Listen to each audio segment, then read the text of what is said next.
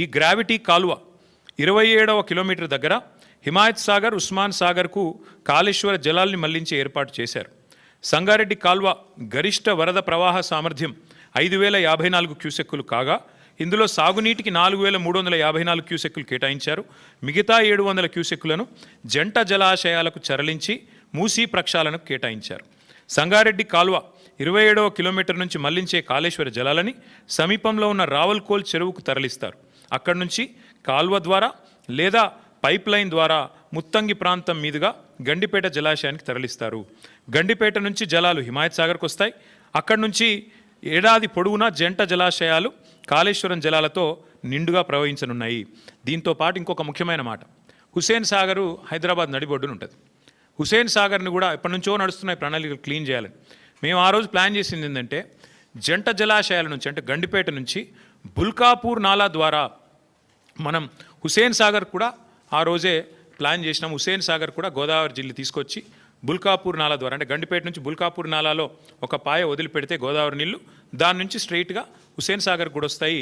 తద్వారా మొత్తం ఇటు హుస్సేన్ సాగర్ అటు 2 జంట జలాశయాలు కూడా పూర్తిగా సమృద్ధిగా ఉంటాయనేది మన agenda. This is from 17th May 2023 cabinet in KCR government. కేవలం 1100 కోట్ల రూపాయలతోనే ఈ పని చేయవచ్చు. ఇవాళ ముఖ్యమంత్రి ఏం చేస్తున్నారు, ఈ ప్రభుత్వం ఏం చేస్తున్నది? ఇవాళ మీరు పేపర్ యాడ్ చూడండి. కొండపోచమ్మ దగ్గర మేం సోర్స్ పెడితే దాన్ని కట్ చేసినారు, తీసేసినారు. కారణం లోగుట్టు పెరుమాళ్ళకెరక అని వారికే తెలియాలి, మాకు తెలియదు. 1100 కోట్లతో అయిపోయే ప్రాజెక్టును ఇవాళ 7380 కోట్లు 90 కోట్లు అంటే దాదాపు 7 రెట్లు పెంచేసినారు.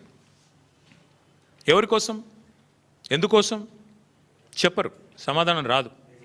ఎందుకు స్పష్టంగా మీరు కొండపోచమ్మ సాగర్ నుంచి గ్రావిటీ ద్వారా నీళ్ళు తీసుకునే అవకాశం ఉన్నప్పుడు ఎందుకు పెంచుతున్నారు?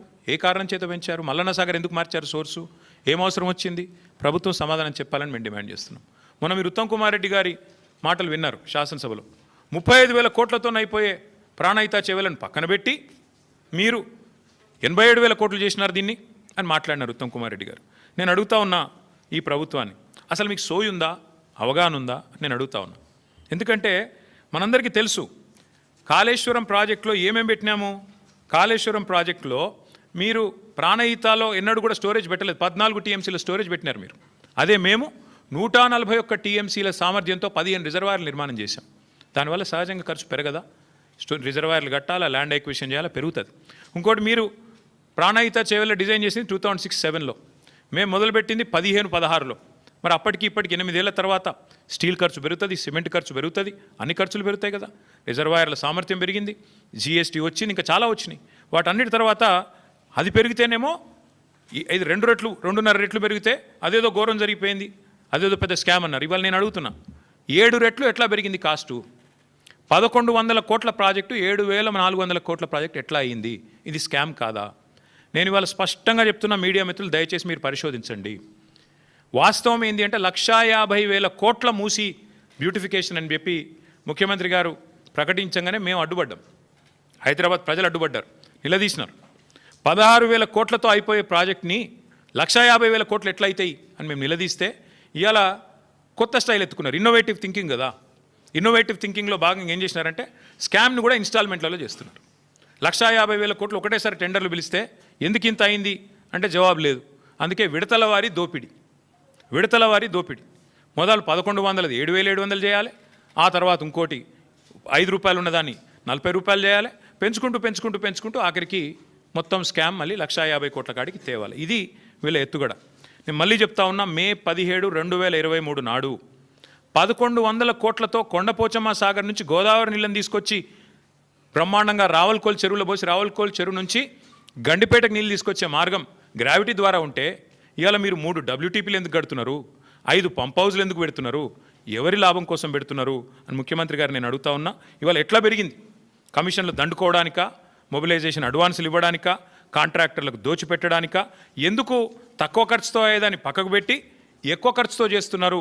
ఒక దిక్కు మీరే చెప్తున్నారు పైసలే లేవు, అప్పు ఉడతలేదు, ఒక్క పథకం ఇచ్చేందుకు ఏమీ లేదు అని పచ్చి అబద్ధాలు ఒక దిక్కు మీరే చెప్తారు. పార్లమెంట్ చెప్పినా, కేసీఆర్ ప్రభుత్వం చేసిన అప్పు 2,80,000 కోట్లని పార్లమెంట్ చెప్పినా సిగ్గు లేకుండా మొన్న అసెంబ్లీలో కూడా 8 లక్షల కోట్లని ఒకరు, 7 లక్షల కోట్ల అప్పని, ఇంకొకరు నోటికొచ్చిన అబద్ధాలు ఒకవైపు మాట్లాడుతున్నారు.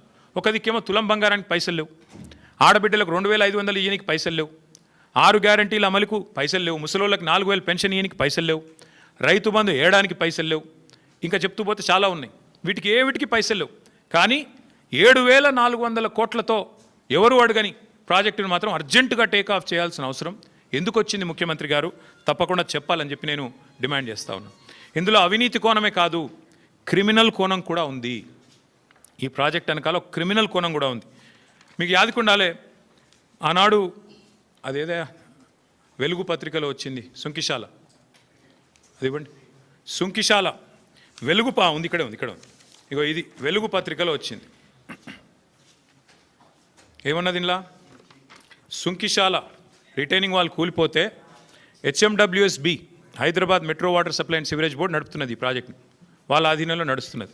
ఏం చెప్పారు ఇందులో? ఈ కాంట్రాక్టర్ ఎవరైతే ఉన్నారో ఆయన అర్జెంటుగా బ్లాక్ లిస్ట్ చేయండి, పక్కన పెట్టండి అని HMWSB మరి రిపోర్ట్ ఇచ్చింది అని వెలుగు పత్రిక, V6 వెలుగు సంస్థ వారిచ్చిన పత్రికా కథనం ఇది. మరి వాళ్ళు నేను అడుగుతున్న ముఖ్యమంత్రి గారిని, ఏ ఏజెన్సీ అయితే బ్లాక్ లిస్ట్ మీరు చేయాలో, ఏ ఏజెన్సీని అయితే బ్లాక్ లిస్ట్ చేయాలో, ఎవరినైతే నేషనల్ హైవే అథారిటీ ఆ ఏజెన్సీని బ్లాక్ లిస్ట్ చేసింది. మన కేరళలో ఒక రహదారి వీళ్ళు నిర్మాణం చేసినారు, NH66.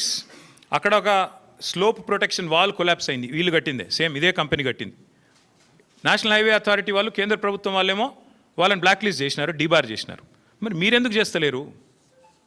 మీ డిపార్ట్మెంట్లో ఏ డిపార్ట్మెంట్లోనైతే సుంకిశాలు ఉంటుందో దాని రిటైనింగ్ వాల్ కొలాప్స్ అయితే మళ్ళీ వాళ్ళకే 7400